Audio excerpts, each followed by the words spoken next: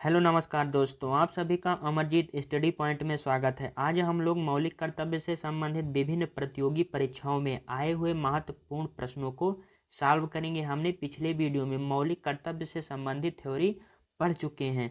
आज हम लोग उससे संबंधित क्वेश्चन करेंगे। मौलिक कर्तव्य की थ्योरी का लिंक डिस्क्रिप्शन बॉक्स में दिया गया है, और यदि आपने अभी तक चैनल को सब्सक्राइब ना किया हो तो चैनल को सब्सक्राइब कर लीजिए और बेल आइकन भी प्रेस कर लीजिए, जिससे आने वाले वीडियो का नोटिफिकेशन आपको प्राप्त हो जाए। आइए अब हम लोग अपना क्वेश्चन स्टार्ट करते हैं। पहला क्वेश्चन है, निम्नलिखित कथनों पर विचार कीजिए। पहला कथन है, मूल रूप से भारतीय संविधान में मूल कर्तव्य मौजूद थे। दूसरा कथन है, मूल रूप से भारतीय संविधान में मूल कर्तव्य का प्रावधान नहीं था। और तीसरा कथन है, मूल कर्तव्य का प्रावधान भारतीय संविधान के 42वें संविधान संशोधन 1976 के द्वारा जोड़ा गया था। उपयुक्त में से सत्य कथन का चयन कीजिए। तो पहला कथन कह रहा है, मूल रूप से भारतीय संविधान में मूल कर्तव्य मौजूद थे। तो हमारे मूल संविधान में मौलिक कर्तव्य मौजूद नहीं था। इसका कथन है, मूल रूप से भारतीय संविधान में मूल कर्तव्य का प्रावधान नहीं था। ये सही है, हमारे मूल संविधान में मूल कर्तव्य का प्रावधान नहीं था।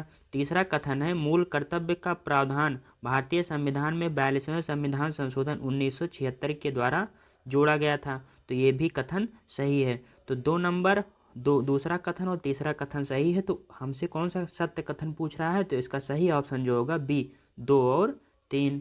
दूसरा क्वेश्चन है, 42वें संविधान संशोधन अधिनियम 1976 में किस अनुच्छेद के तहत मूल कर्तव्यों को जोड़ा गया था? ऑप्शन ए अनुच्छेद 51, ऑप्शन बी है अनुच्छेद 36, ऑप्शन सी है अनुच्छेद 51 का, ऑप्शन डी है अनुच्छेद 50। तो इसका सही ऑप्शन होगा अनुच्छेद 51 का के अंतर्गत 42वें संविधान संशोधन 1976 के द्वारा मूल कर्तव्यों को जोड़ा गया था।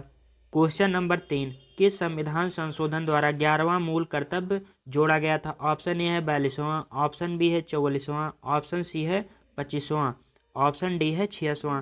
तो इसका जो सही ऑप्शन होगा ऑप्शन डी 86वां। 86वें संविधान संशोधन के द्वारा 11वां मौलिक कर्तव्य जोड़ा गया था।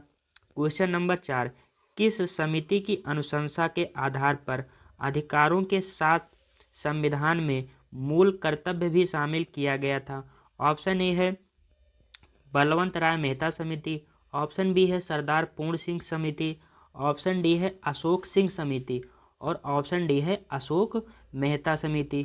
तो इसका जो सही ऑप्शन होगा ऑप्शन बी, सरदार पूर्ण सिंह समिति की सिफारिश पर क्या हमारे संविधान में मूल कर्तव्यों को शामिल किया गया था। क्वेश्चन नंबर 5 है, निम्नलिखित कथनों पर विचार कीजिए। कथन 1 है, मूल कर्तव्य एक नागरिक के साथ साथ विदेशियों का भी कर्तव्य है। और दूसरा कथन है, मूल कर्तव्यों में वैज्ञानिक दृष्टिकोण, मानववाद, ज्ञानार्जन तथा सुधार की भावना के विकास का भाव निहित है। तो कथन 1 जो है, मूल कर्तव्य एक नागरिक के साथ साथ विदेशियों का भी कर्तव्य नहीं, सिर्फ भारतीय जो नागरिक हैं उनका कर्तव्य है कि मूल कर्तव्य जो हमारे संविधान में दिए गए हैं उनका पालन करें। तो ये जो पहला कथन है ये गलत होगा। दूसरा कथन है, मूल कर्तव्यों में वैज्ञानिक दृष्टिकोण, मानववाद, ज्ञानार्जन तथा सुधार की भावना के विकास का भाव निहित है। तो यह सही है। ये तो पहला कथन गलत है और दूसरा कथन सही है। इस क्वेश्चन में हमसे पूछ रहा है, उपयुक्त में से कौन सा कथन सत्य है? तो पहला कथन जो है वो गलत है, दूसरा कथन सत्य है। तो केवल 2, ऑप्शन बी केवल 2।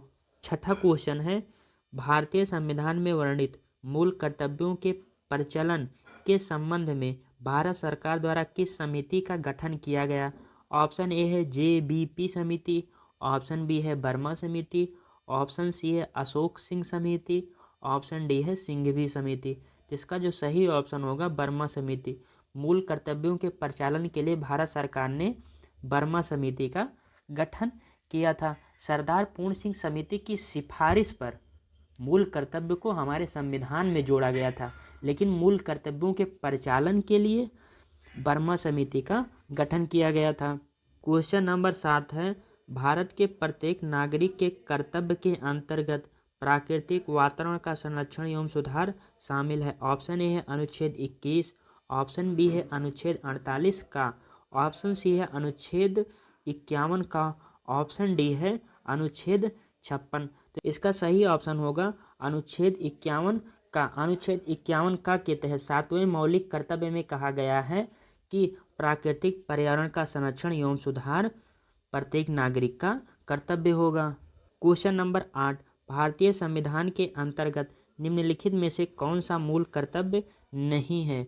ऑप्शन ए है लोक चुनाव में मतदान कराना, ऑप्शन बी है वैज्ञानिक प्रवृत्ति विकसित करना, ऑप्शन सी है सार्वजनिक संपत्ति की सुरक्षा करना, ऑप्शन डी है संविधान के प्रति निष्ठावान रहना और उसके आदर्शों का सम्मान करना। तो इसका जो सही ऑप्शन होगा लोक चुनावों में मतदान कराना, ये हमारे मौलिक कर्तव्य में नहीं कहा गया है।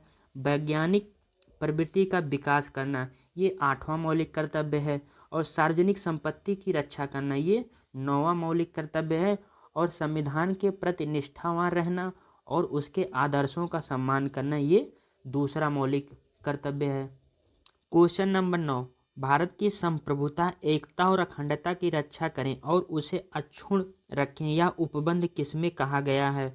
तो ऑप्शन ए है संविधान में, ऑप्शन बी है राज्य के नीति निर्देशक तत्वों में, ऑप्शन सी है मूल अधिकार में, ऑप्शन डी है मूल कर्तव्य में। भारत की संप्रभुता, एकता और अखंडता का उपबंध है ये हमारे मूल कर्तव्य में कहा गया है। अगला क्वेश्चन है क्वेश्चन नंबर 10, भारतीय संविधान में कितने मूल कर्तव्य हैं? भारतीय संविधान में कितने मूल कर्तव्य हैं?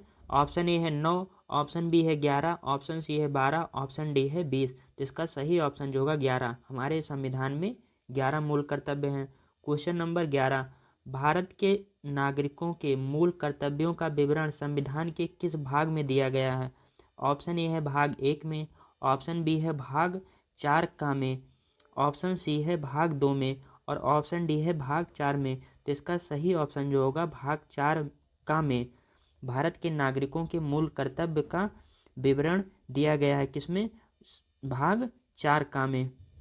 क्वेश्चन नंबर 12, भारत की संप्रभुता, एकता और अखंडता की रक्षा करने और उसे अक्षुण्ण रखने के मूल कर्तव्यों को किस स्थान पर रखा गया है? ऑप्शन ए है चौथे, ऑप्शन बी है पहले, ऑप्शन सी है दूसरे, ऑप्शन डी है तीसरे।